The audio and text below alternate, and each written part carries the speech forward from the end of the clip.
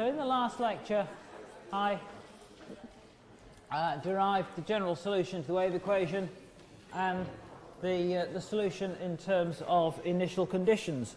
And I thought this morning I'd do a quick example on that, the solution in terms of initial conditions. So if at t equals 0, we have y of x at t equals 0 is capital Y of x, and if we define v equals dy by dt, then v of x 0 is capital V of x.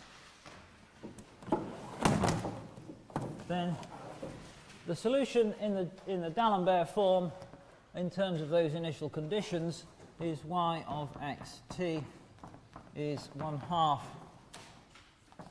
y of x minus ct, a forwards going wave of that form, and y of x plus ct, a backwards going wave of that form, plus a term which depends on the velocity, 1 over 2c, the integral from x minus ct to x plus ct, v of x primed dx primed.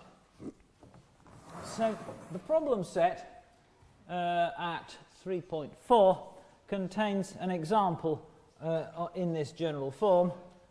So I need a long axis. So there's y, and that's the origin.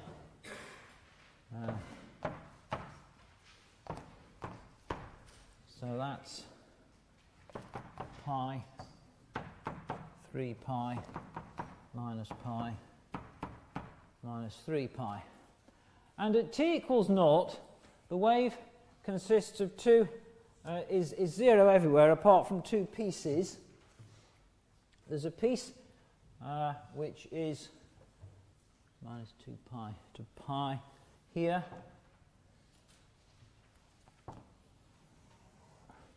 which is one lobe of a sine wave, and then it's 0 here and 0 here. And then there's another lobe here. And the twist is that this one is moving forwards and this one is moving backwards. So if I label this axis x, then this what I've just plotted is the initial state y of x. So let's just work out what the velocity is. So the derivative of this between here and here is the corresponding thing like that.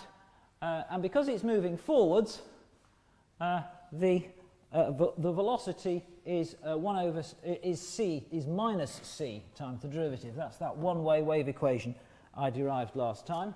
So it's actually that. Okay. Interestingly, there's a discontinuity in the velocity at that point because of the discontinuity of slope here.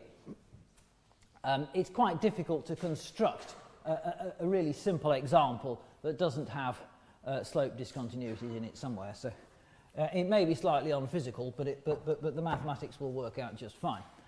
So here the slope is negative here and positive there, so it looks like that.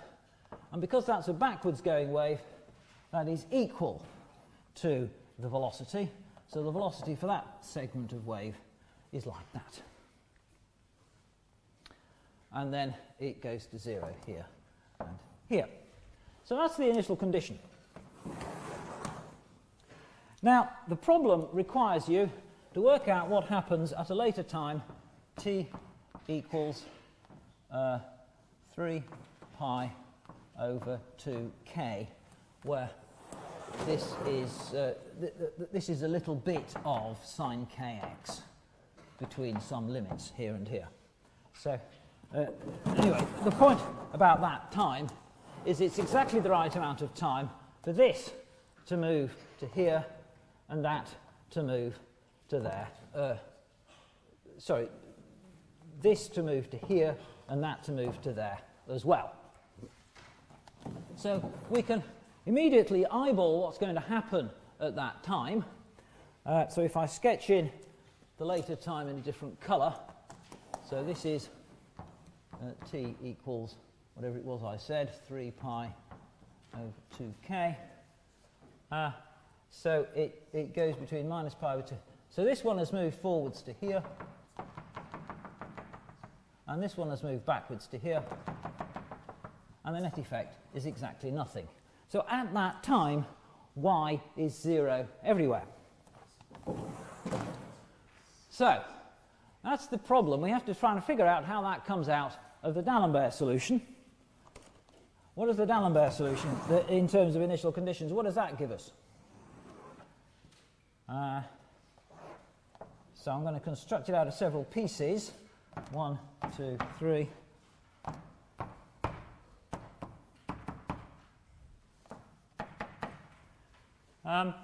So what it says is the first term is half the initial displacement moving forwards and moving backwards. So I didn't put an amplitude on this, which I probably should have done, which is 1, of course. So a half of that moving forwards will sit here, but with an amplitude of a half, and similarly backwards with an amplitude of half, and that will cancel out again. So that will give the right answer here. The problem is that there'll also be a bit centred over here, so this one will move backwards and produce a piece over here with an amplitude of a half, and this one will produce a piece over here with an amplitude of minus a half. So the first term gives the right solution here and gives extra little bumps here and here. So now we need to look at the second term. The second term is the integral centred at the place you wish to work out the displacement from minus ct to ct. So I'm not going to do it everywhere, that's too complicated. Let's just work it out in 3 places. Well, let's work it out in 2 places. Let's work it out at the origin and at 3 pi. In fact, these probably ought to be over k, shouldn't they? Because it's sine kx. So let's work out what happens at x equals 0. So at x equals 0, I have to integrate over a range x minus ct, which is 0. So minus ct to ct. And there should probably be a c there, shouldn't there? Is that right?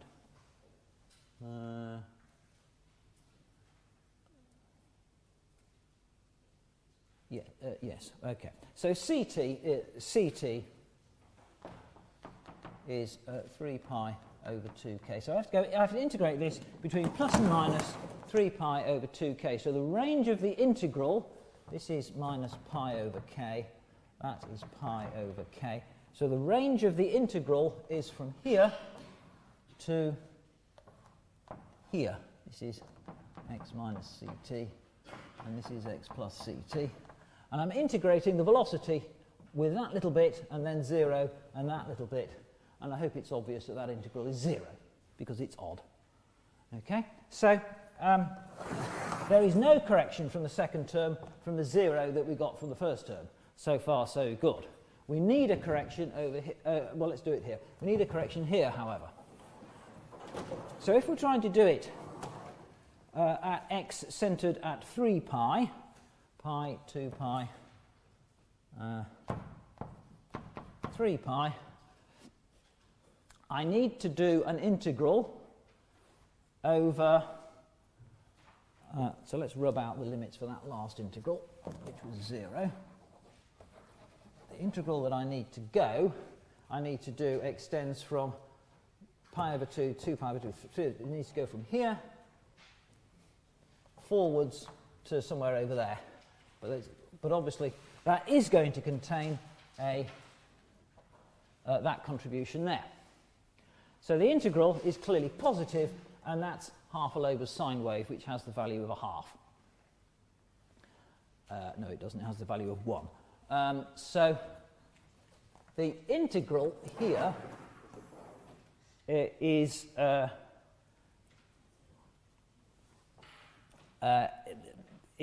actually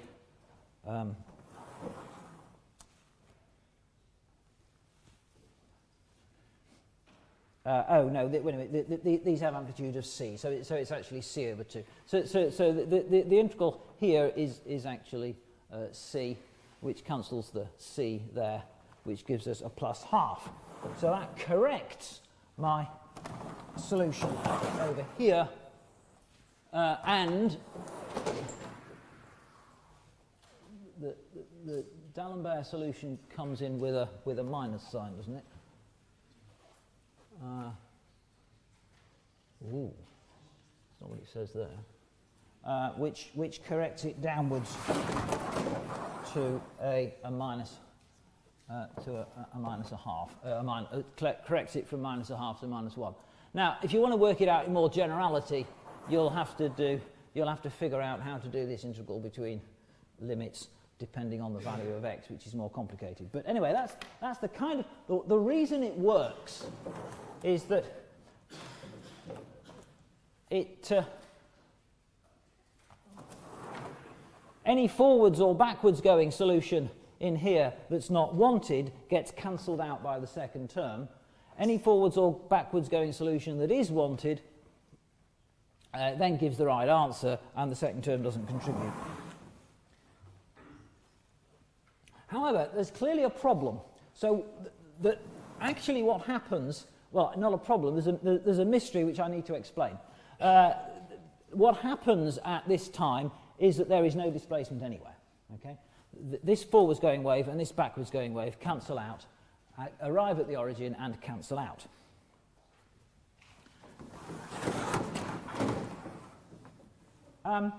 Now, the problem concerns energy, which I wish now to turn, because clearly there is some energy associated with these waves. Indeed, I made it one of the definitions of the wave that it transported energy.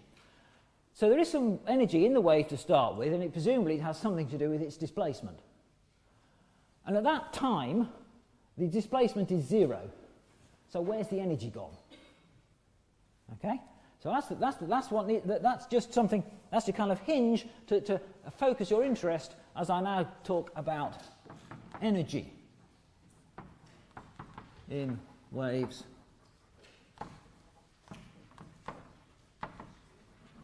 on strings. And the same approach applies to a large range of other waves.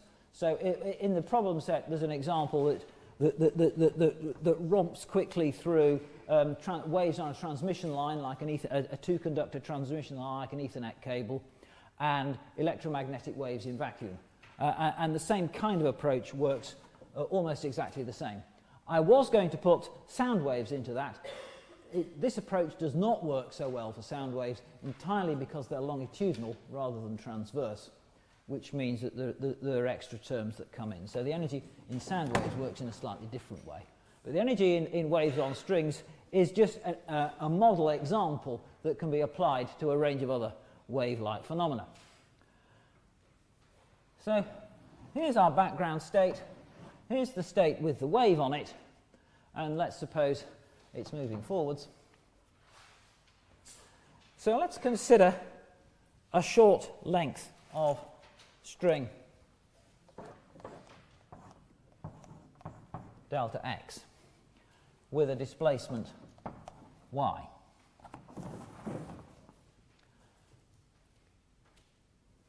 That has two sorts of energy. Obviously, it has kinetic energy.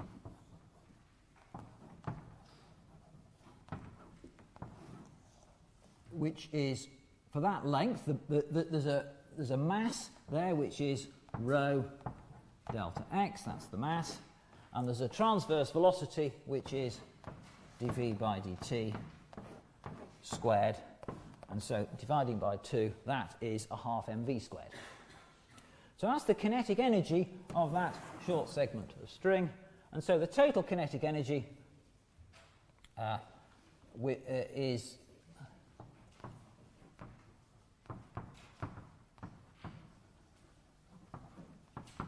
the integral over the string rho over 2 dy by dt squared dx.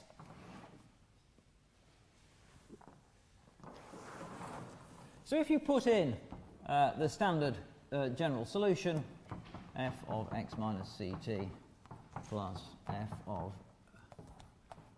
x plus ct, x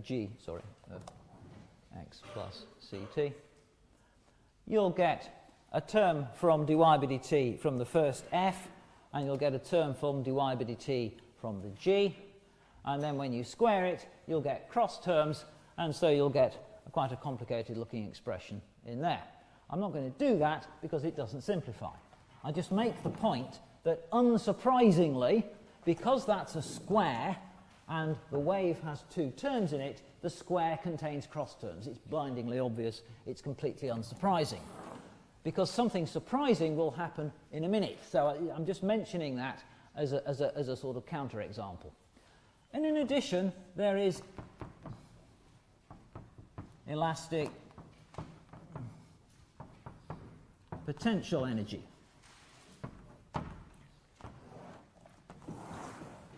So this piece of string here was of length delta x. It's now of length delta x primed is delta x the square root of 1 plus dy by dx squared. Okay, so it's a right angled triangle. That side is delta x and that side is dy by dx delta x. The hypotenuse is that. We're obviously going to make a small gradient approximation, exactly as we did with the transverse waves in the normal modes case, where we had something involving, instead of dy by dx, I had y1 minus y2 for the adjacent masses. But it's essentially the same type of object. It's a variation it's a variation along the length of the transverse displacement. So that is approximately delta x 1 plus a half dy by dx squared. And so the extension, so each length delta x is extended by a half dy by dx squared delta x. That has involved doing work against the tension. There is a background tension, of course, which is present in the background state here, capital T. And so there will be some small change in the tension, but the leading term is simply going to be the tension that's already there times this extension. But if there are corrections to that, they're higher order in y, and we're going to ignore them. So the leading term in the energy is T over 2 dy by dx squared, which has a pleasing symmetry with the kinetic energy. So the potential energy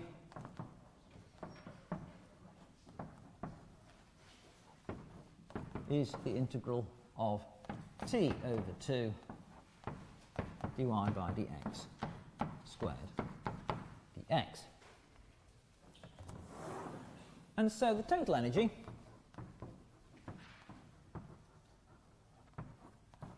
now, of course, it's not the total energy, it's the total energy associated with the wave. I mean, of course, there's energy in the background state in the stretched string, but we're ignoring that, which is the total additional energy, is the integral of u dx, where U is the energy density, which is T over 2 dy by dx squared plus rho over 2 dy by dt squared. So that's the energy in the string. Let's just have a look at the effect of putting that forwards and backwards wave decomposition into U. Okay, so let's put y is f of x minus ct plus g of x plus ct, and then dy by dx is f primed of x minus ct plus g primed of x minus ct x plus ct,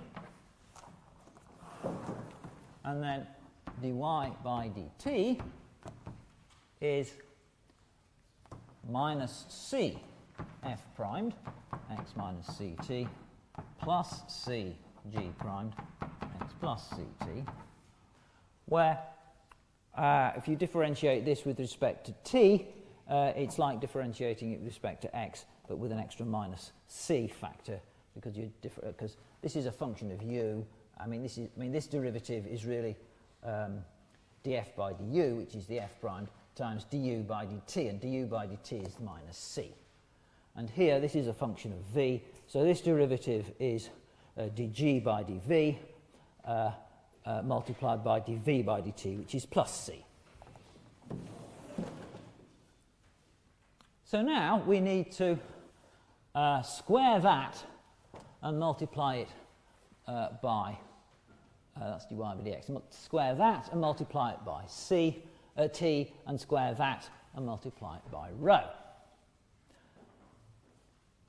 So u is, and that will contain, fairly obviously,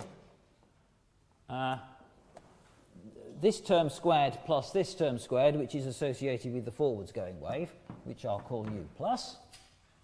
It will contain this term squared plus this term squared, which is the energy associated with the backwards going wave, which I'll call u minus. And then it will contain cross terms, f prime g primed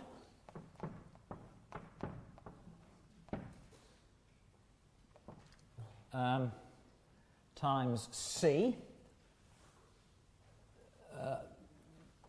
f prime g prime, so if this is dy by dx, there'll be a term f prime g primed twice with a t. Sorry, there's no c there, that's the problem. T. So that's the cross term in squaring the top line. The cross term in squaring the bottom line is minus twice c squared f primed g primed times rho over 2 over 2.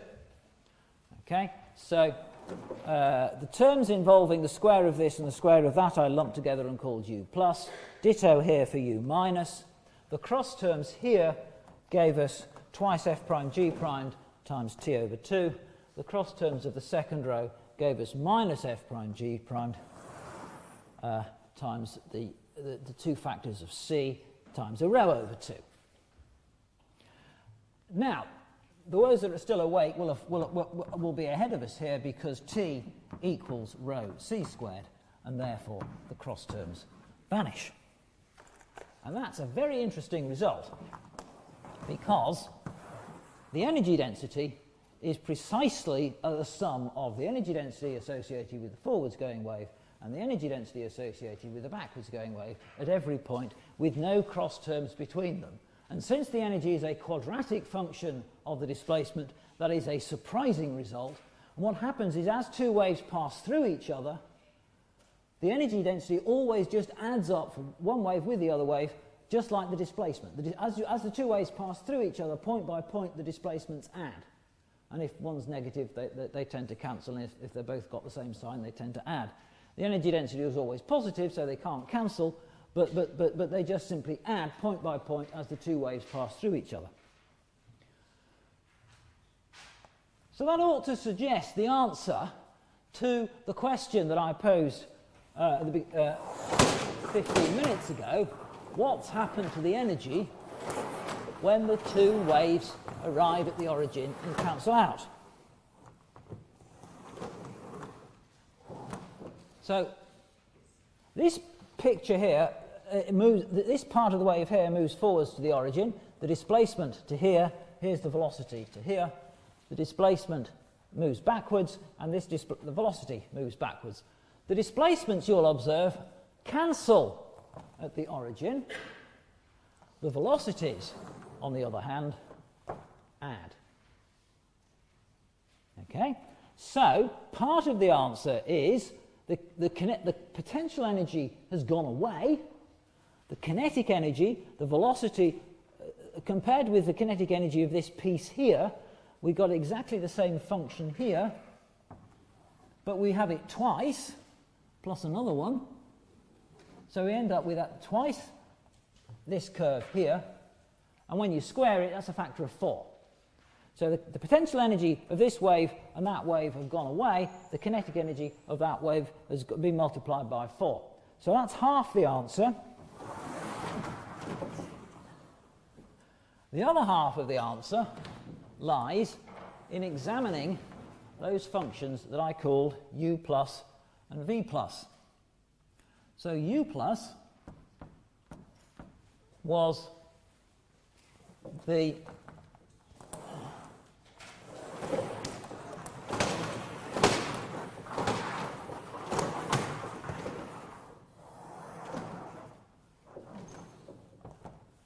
involved those two terms, which was a half times the tension times f primed squared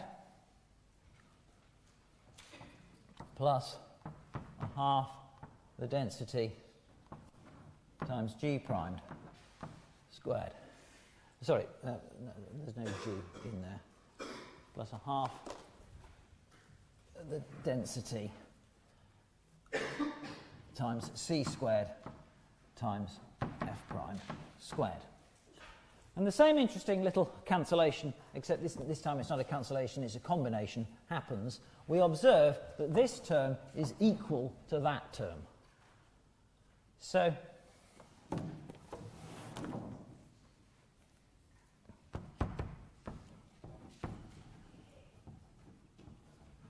in a forwards going wave,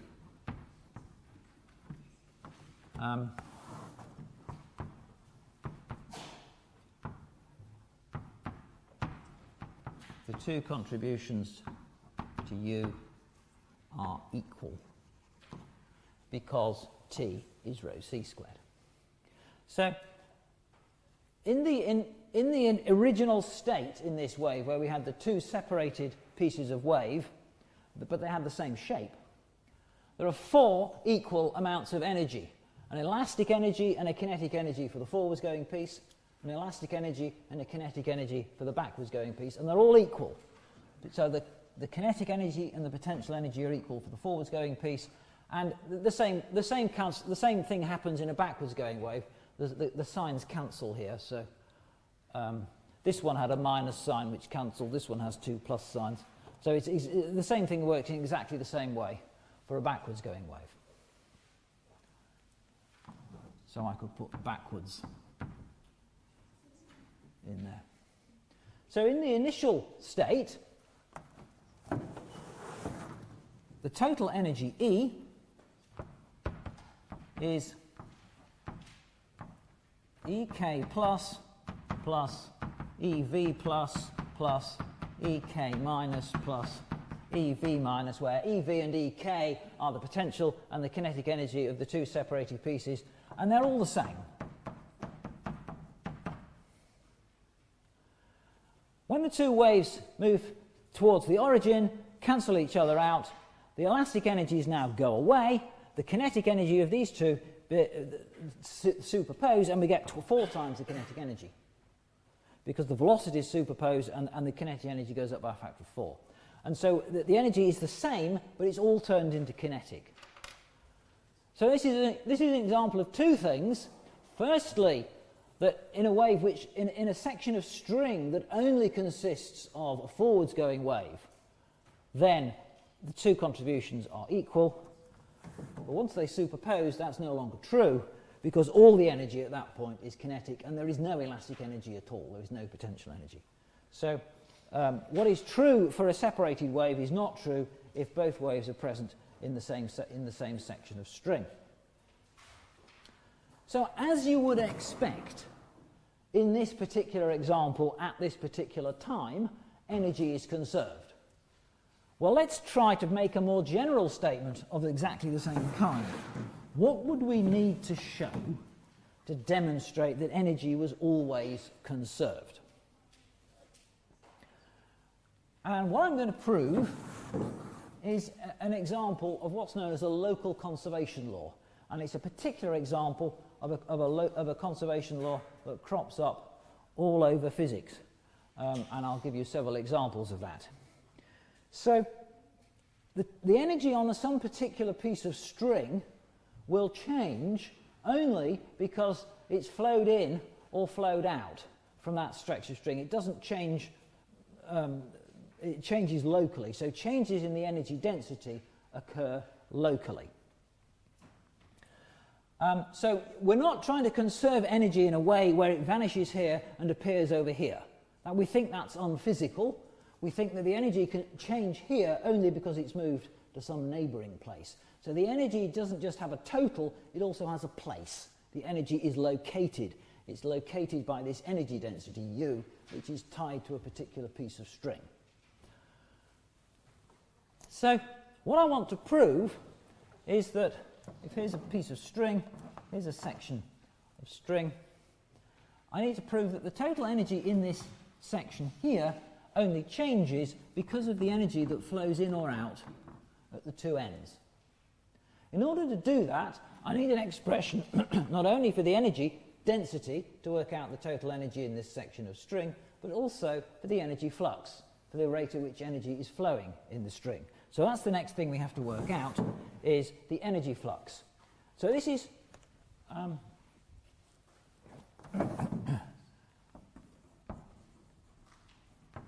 this is as important as U. I mean, in fact, they go together, U and energy flux. And I'm going to call it script F. No, that's script P. Script F.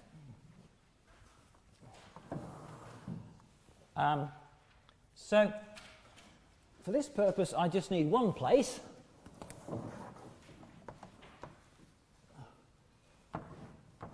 So here's the, let's not have it quite flat there. There's the string. Okay, so here's X. So here's a particular place, X, and that's the displacement Y.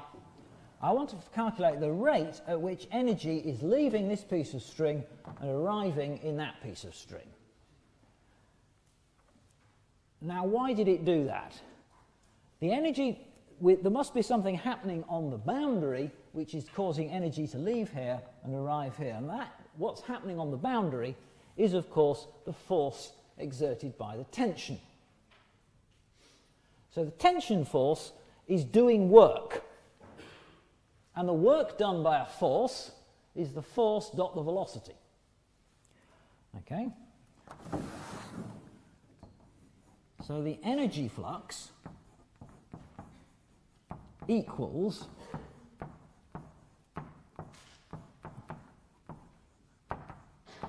the rate at which the negative half string, meaning this section of string here,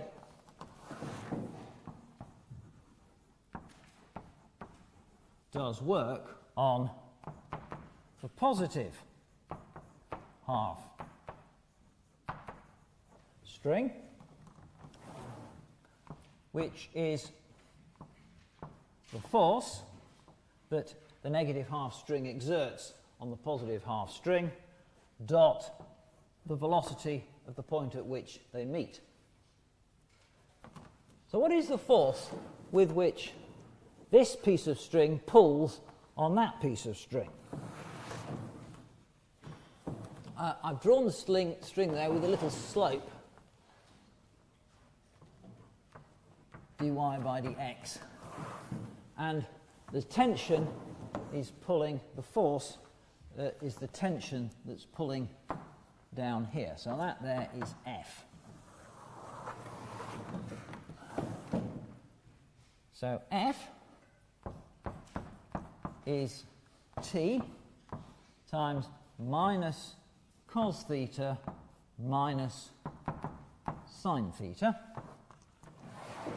where theta is the angle between the slope of the gradient of the string and the x-axis.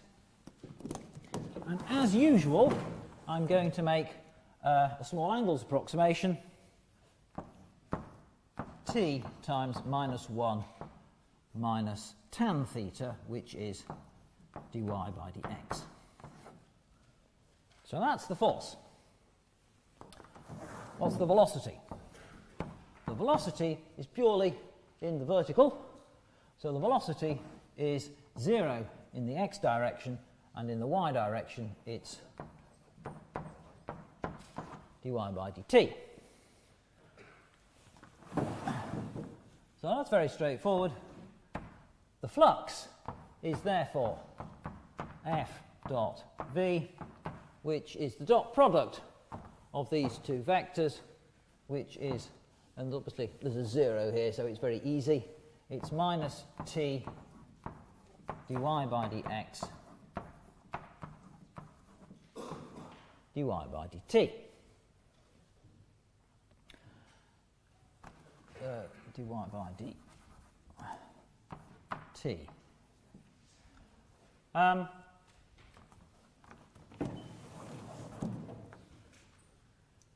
So that's the rate at which energy is flowing along the string.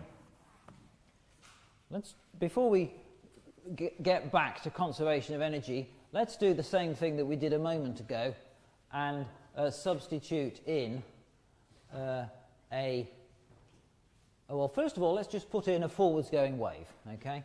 So let's put y is f of x minus ct. In this case, u is a half t f primed squared plus a half rho c squared f prime squared, which is a half, well, the halves cancel, don't they? Because rho c squared here is t. And so the halves cancel, and that's just t f primed squared. So that's the energy density in a forwards going wave. The flux is minus t dy dx, which is f primed, times dy by dt, which is minus c f primed. And so the flux is tc f primed squared, which is uc. And that's kind of what you'd expect. The energy is locked into the wave because it depends on the shape of the wave, and therefore the energy flux is the energy density multiplied by the speed at which the wave is travelling. So the rate at which the energy is transported by the wave is just the local energy density times the speed. But this u here critically is u plus, because this here is u plus.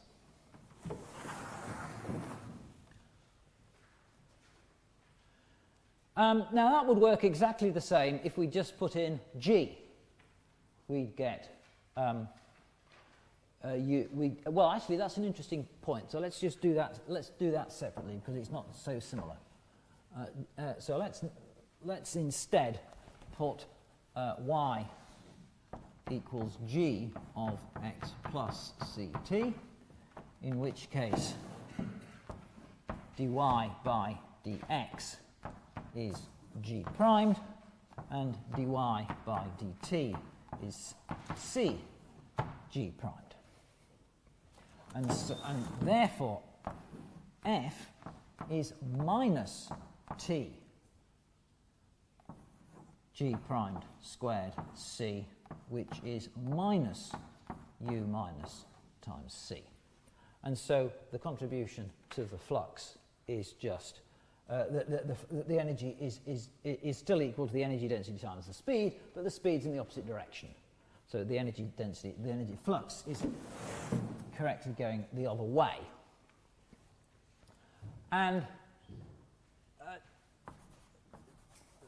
non-trivially, but perhaps to be expected, if we put both in at the same time, y is f of x minus ct plus g of x plus ct, and then we work out dy by dx is f primed plus g primed, and dy by dt is c minus f primed plus g primed. And so f is minus t times f primed plus g primed times c times g primed minus f primed equals t c f primed squared minus g primed squared. Putting the minus, taking the minus in here, f prime squared minus g prime squared. So we get the energy. So this maps. This is equivalent to the decomposition of the energy density, the decomposition of the energy flux. The energy flux is the flux of the forwards going wave minus the flux of the backwards going wave, because it's flowing in the opposite direction. So at any point on a string, the flux gives you an instant way of diagnosing what the energy flow is doing, whether it's going forwards or backwards, and it will therefore immediately give you tell you how the energy what the energy is doing, what the local energy is doing. So let's now return to this question of conservation of energy. What I wanted to show was, so I can now restate exactly what I want to calculate. So here's a length of string from x1 to x2. The energy E12 in that strength, in that length, is the integral from x1 to x2 u dx. What I want to show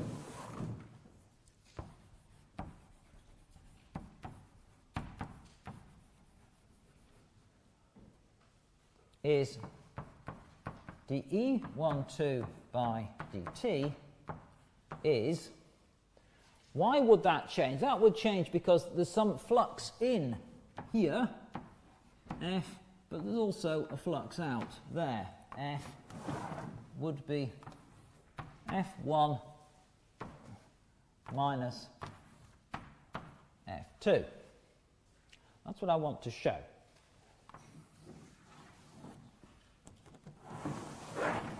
Instead of that, I'm going to consider a very short segment of string, so short that the integrand, well, actually, let's just do exactly. So that's the integral of du by dt dx from x1 to x2 is minus t df dy by dx dy by dt at x1 plus t dy by dx dy by dt at x2. So that's what I'm trying to show. Query. Let's consider a very short length of string for which the integrand here doesn't change over the length of the string very much. And so this is approximately du by dt times delta x. Okay, so this is for a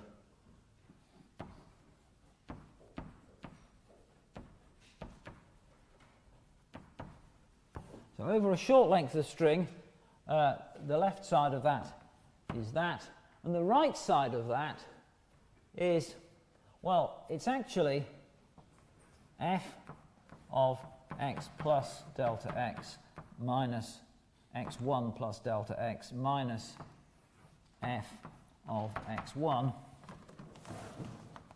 which to the same level of approximation is df by dx times delta x evaluated at x1, and that's evaluated at x1 as well. And so a differential statement of this conservation law